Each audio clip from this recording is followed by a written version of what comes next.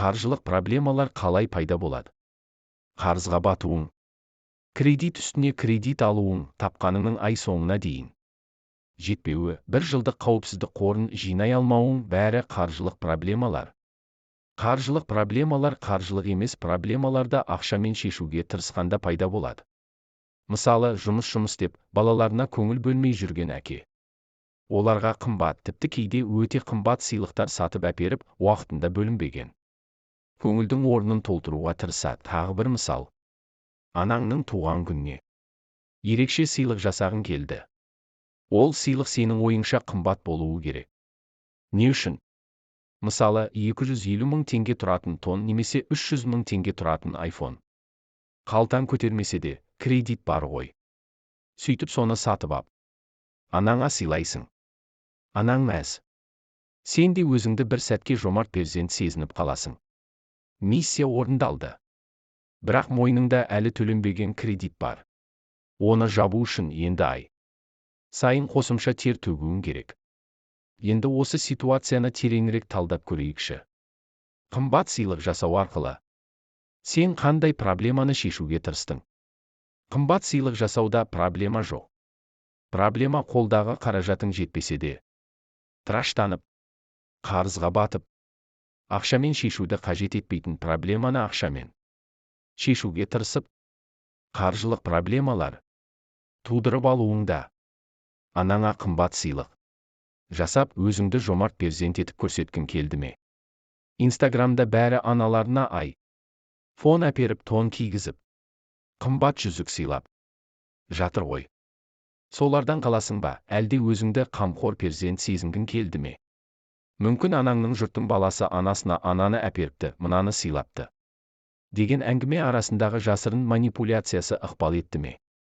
Анаң құрбыларының алдында өзін бейшара сезініп қалмасын, жұрт оның да баласы бір нәрсеге жарайтынын білсін дедің бе? Жалпы анаңмен қарым қатынасың қандай? Сол сыйлық сыйланбай қалса не болады? Егер өзіңді сол үшін кінәлі сезінсең, қарым-қатынаста бір нәрсе дұрыс емес деген сөз. Ал бұл қаржылық емес. Проблема, оны ақшасыз шешу керек. Біз ақшаны барлық мәселені шешетін зат деп көреміз. Мысалы, көңіл күйімізді көтеру үшін, өзімізге деген сенімімізді арттыру үшін, немесе басқаларды басқару үшін ақша жұмсаймыз. Біз ақшаның көмегімен эмоционал жарақаттарымызды жамауға, өзгелердің құрметін, қошеметін сатып алуға тырысамыз. Нәтижесінде ақшаны өте маңызды нәрсеге айналдырып аламыз. Ол ондай маңызға ие болмаса да, біреуге бір нәрсе дәлелдеу үшін, өзіне деген сенімін көтеру үшін қымбат көлік алып, қымбат пәтер жалдайтындар, бизнес класспен ғана ұшатындар бар. Жақсы, бір рет көтердің, дәлелдедің. Бірақ бұл әдет қой. Үлкен күшке ие әдет.